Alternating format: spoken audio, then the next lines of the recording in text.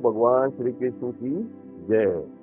हरे कृष्णा, हरे कृष्णा, जय श्री कृष्णा। आज की इस सुबह सुबह की गीता की चर्चा में आप सभी का बहुत बहुत स्वागत है। और मैं आप सबका स्वागत करता हूँ हमारे चैनल जो हरिओम इन कृष्णा भक्ति में। आप सभी का स्वागत। तो हम हरिओम ही नहीं, हम सब इस कृष्णा भक्ति में लीन हो जाते हैं और हम गीता चर्चा में यहाँ पर सुबह सुबह एकत्रित होते हैं, जिसमें हम अपने माइंड को, अपने मन को, अपनी बुद्धि को और हम उसको ये भोजन देते हैं सुबह सुबह का, जिसकी वजह से हमारा पूरा दिन, सारा का सारा दिन एकदम अच्छा होता है, अच्छा व्यतीत होता है, बहुत अच्छा व्यतीत है। हम सबसे पहले भगवान श्री कृष्ण को नमन करते हैं, प्रणाम करते हैं, अपने माता पिता को प्रणाम करते हैं, तो और मंत्र जाप करते हैं।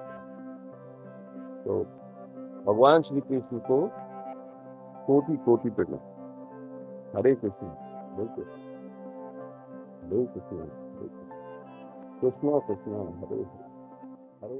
भगवान श्री कृष्ण को कोटि कोटि प्रणाम। अपने माता पिता को याद कीजिए, स्नेह कीजिए, उनके चरण स्पर्श कीजिए। माता पिता को कोटि कोटि प्रणाम। अपने गुरुओं को कोटि कोटि प्रणाम। इस ब्रह्मांड को, इस यूनिवर्स को बहुत बहुत धन्यवाद, जिसने हमारे लिए, हमारे जीवन को चलाने के लिए सारी स्थितियां हमारे अनुकूल की हुई हैं। तो आइए अभी करते हैं मंत्र जाप और एक मन में अच्छा विचार लेकर आइए और बोलिए तथास्तु, तथास्तु, जय कृष्ण। आइए मंत्र जाप करते हैं।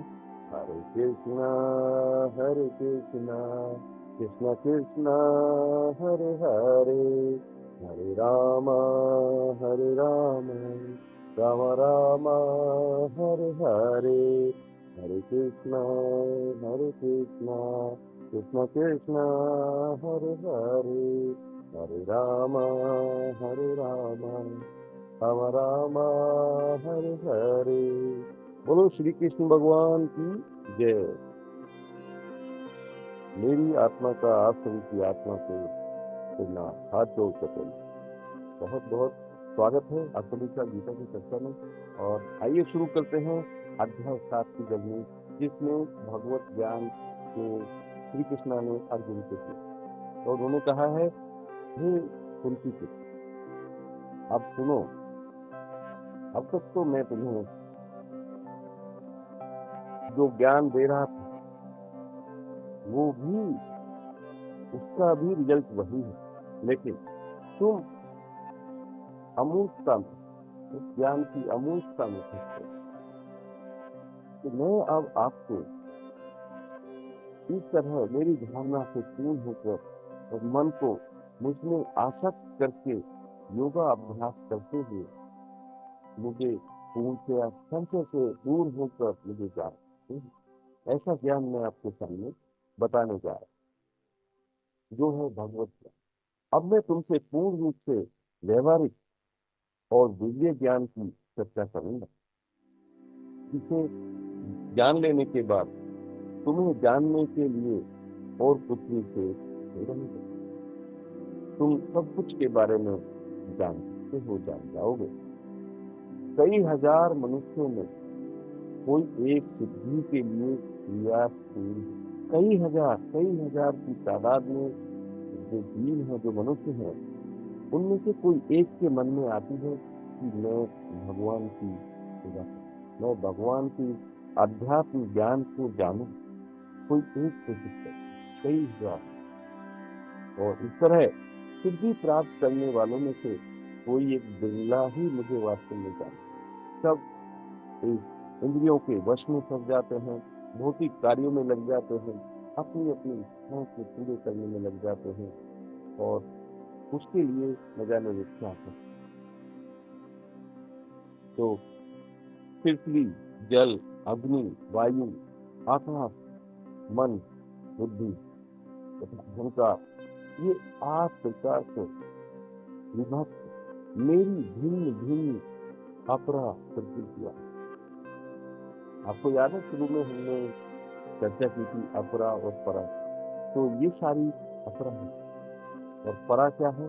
जीवन। राइट। तो ये सारी अपरा प्रकृतियां।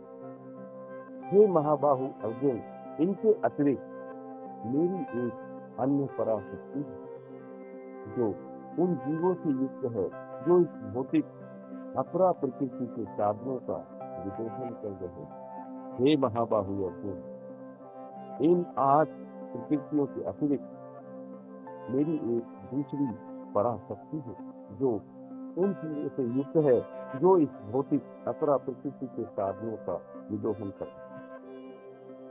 हे अर्जुन, समझो,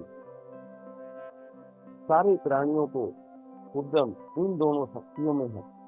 इस जगत में जो कुछ भी भौतिक तथा आध्यात्मिक है उसकी उत्पत्ति तथा प्रलय मुझे ही जाता।